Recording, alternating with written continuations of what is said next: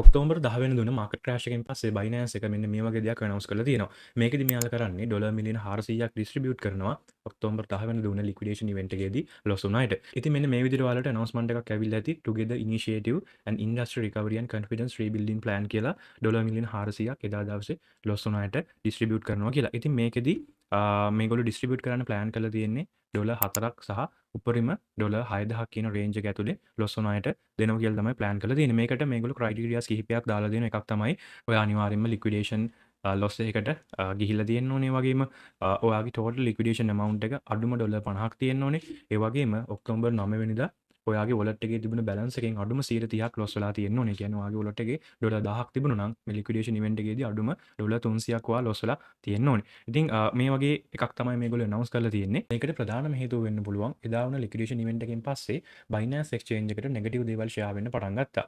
මොකද ඒකට හේතුව තමයි Binance ඒ වගේම Coinbase එක compare කරන්න පටන් ගත්තා. ගොඩක් traders ලා මොකද Binance එකේ මේ liquidation event එකේදී සෑහෙන market එක crash වුණා. හැබැයි ඊට සාපේක්ෂව Coinbase එකේ එහෙම crash එකක් වුණේ නැහැ. මේකට හේතු ගොඩක් තියෙනවා. මොකද Coinbase ගොඩක්ම focus කරන්නේ spot පැත්ත.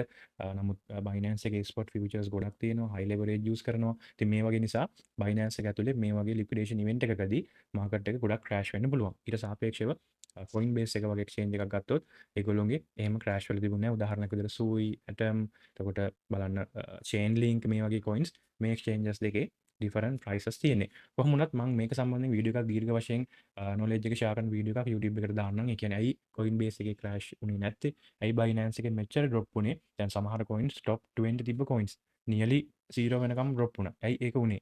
මේකට විශේෂ හේතු ටිකක් තියෙනවා.